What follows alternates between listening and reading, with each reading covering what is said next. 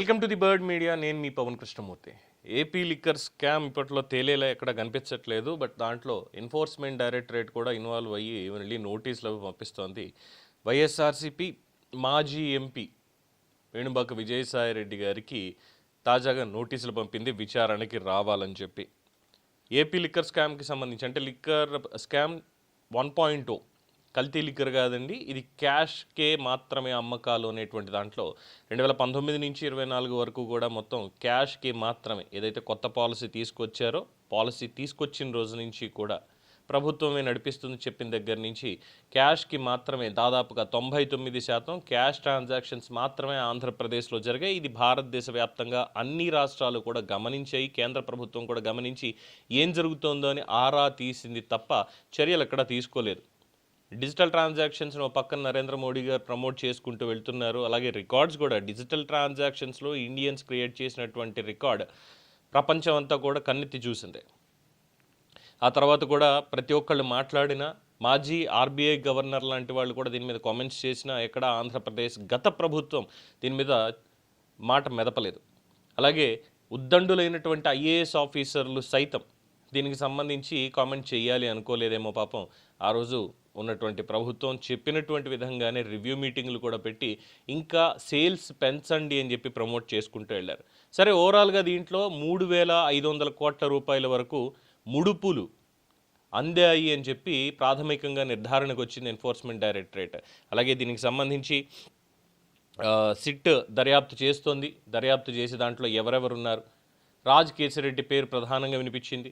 ఆ తర్వాత విజయసాయిరెడ్డి పేరు, తర్వాత దీంట్లో ఇంకా చాలామంది ఉన్నారు. పెద్దిరెడ్డి మిథున్ రెడ్డి కావచ్చు, లేదంటే చెవిరెడ్డి భాస్కర్ రెడ్డి ఆయన అనుచరులు కావచ్చు, ఇలా చెప్పుకుంటూ వెళ్తే చాలామంది. అలాగే ఇక బిగ్ బాస్ ఎవరు, తుడాలో ఉన్నటువంటి అధికారులకి దీనికి ఏంటి సంబంధం, తుడా వెహికల్స్ని దీనికి ఏ విధంగా వాడుకున్నారు, 7 డెన్లు ఎక్కడ పెట్టారు, కలెక్షన్ ఏజెంట్లు ఎవరు, ఎక్కడి నుంచి తీసుకెళ్లారు. అలాగే చూసాం గతంలో 11 కోట్ల రూపాయలు 11 పెట్టెల్లో దొరికింది ఎంత అనేది, 10 కోట్ల రూపాయల వరకు అమౌంట్ కూడా పట్టుకున్నారు. ఎవరిది ఏంటి అన్న దగ్గర ఈ లిక్కర్ సంబంధించినటువంటిది. అందులో చెవిరెడ్డి ప్రధాన అనుచరుడైనటువంటి వెంకటేష్ నాయుడు పట్టుబడడం ఇదంతా అయింది. తర్వాత వాళ్ళు కోర్టుకు వెళ్ళారు.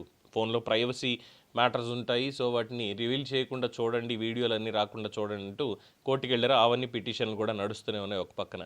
సో విజయసాయిరెడ్డి గతంలో ఈ నోటీసులు అందుకున్న క్షణంలో చెప్పారు, నేను విజిల్ బ్లోయర్ని అని. నేను వాస్తవాల్ని ముందే బయట పెడుతున్నాను, జరిగినటువంటి స్కామ్ని బయట పెడుతున్నాను, ఇందులో కర్త కర్మ క్రియ మొత్తం అంతా ఈ మీటింగ్లకు సంబంధించింది, ప్లాన్ ఆఫ్ యాక్షన్ అంతా కూడా నడిపించింది, దుబాయ్లో షెల్టర్ ఏర్పాటు చేసింది, ఇవన్నీ కూడా రాజ్ కేసిరెడ్డి మాత్రమే అని చెప్పి క్లియర్గా ఆయన అప్పట్లోనే స్టేట్మెంట్ ఇవ్వడం జరిగింది. ఆయనే అసలు సూత్రధారి దీంట్లో. దుబాయ్లో తెలంగాణ ఫోన్ ట్యాపింగ్ నిందితులు ఒకానొక ఛానల్ ఎండీకి సంబంధించినటువంటి గెస్ట్ హౌస్ ఏదైతే అపార్ట్మెంట్ తీసుకున్నారో ఆ అపార్ట్మెంట్లోనే వీళ్ళందరూ కూడా ఉన్నారు, ఇక్కడి నుంచి వెళ్ళిపోయినటువంటి వాళ్ళు. అలాగే చెవిరెడ్డి భాస్కర్ రెడ్డి అనుచరుడు వెంకటేష్ నాయుడిని ఏ విధంగా కొలంబోకి సింగిల్ 1 వే టికెట్ తోటి పంపించాలని ప్రయత్నం చేశారో, అక్కడ ఎయిర్పోర్ట్లో దొరికిపోయారు అనేది కూడా మనం గతంలో చూసాం. తర్వాత చెవిరెడ్డి దొరికిపోయి ఇప్పటివరకు ఏం చేస్తున్నారో చూస్తూనే ఉన్నాం.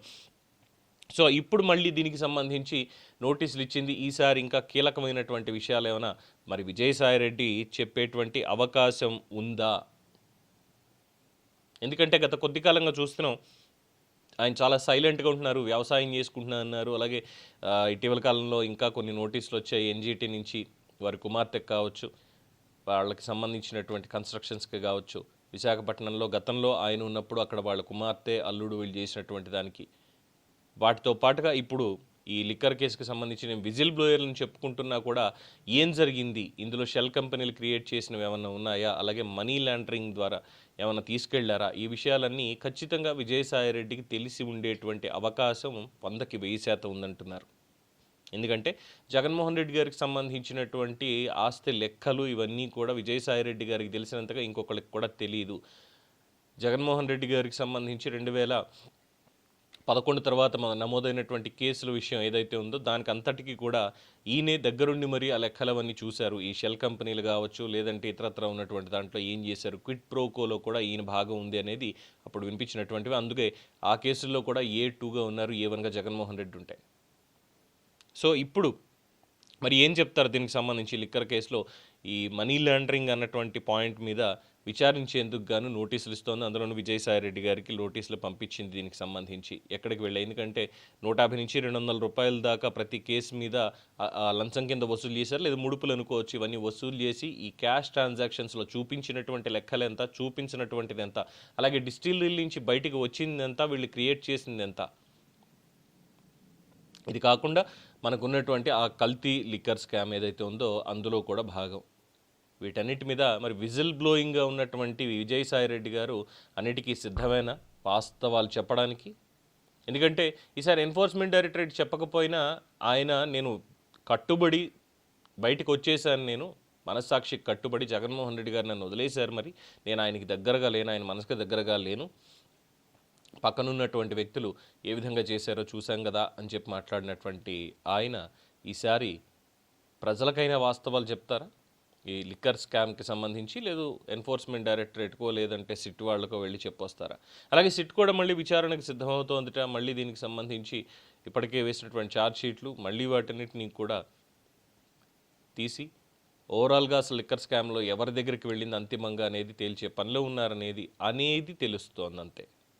ఇది మీరు చెప్పినట్టుగానే ఎంతవరకు వెళ్తుంది అంటే ఎన్నికల ముందు వరకు వెళ్తుంది. అక్కడతోటి ఈ నెవర్ ఎండింగ్ స్టోరీ అనేది ఆగిపోతుంది. మళ్ళీ ఎన్నికల ప్రచారం, మళ్ళీ పదవి చేపట్టడం, అది ఎవరు అనేది ఇక ప్రజలు నిర్ణయిస్తారు చేసినటువంటి పనులను బట్టి. ఆ తర్వాత మళ్ళీ ఈ కేసులు లేవు, కామన్ అయిపోతుంది, ఎవరు మళ్ళీ మాట్లాడరు. క్యాష్ ట్రాన్సాక్షన్స్ మాత్రమే జరిగాయని ప్రపంచం మొత్తం చూసినా అందులో స్కామ్ ఎక్కడుంది అని అడిగేటువంటి వాళ్ళకి ప్రజలు కూడా ఏం సమాధానం చెప్పలేము. సో విజయసాయిరెడ్డి మరి సిద్ధమవుతున్నారా? దీనికి సంబంధించి ఆయన నివాసంలోనే జరిగినటువంటి కీలకమైనటువంటి సమావేశాల విషయాలు కావచ్చు, లేదంటే కంపెనీలు కావచ్చు, అందినటువంటి ముడుపులు ఏ విధంగా బయటికి వెళ్ళాయా, లేదంటే ఇంకో చోటుకి వెళ్ళాయా, అలాగే ఎన్నికల్లో ఎలా ఖర్చు పెట్టారు, ఎవరెవరికి ఎంతెంత పంపించారు, ఈ వివరాలన్నీ కూడా బయటకు వచ్చేటువంటి అవకాశం ఉందంటున్నారు నిపుణులు. చూద్దాం, సాయిరెడ్డి విజిల్ బ్లో చేస్తారా లేదంటే మౌనంగానే ఉంటారా? దీని మీద మీ అభిప్రాయాన్ని కామెంట్స్ రూపంలో తెలియజేయండి. చూస్తూనే ఉండండి ది బర్డ్ మీడియా.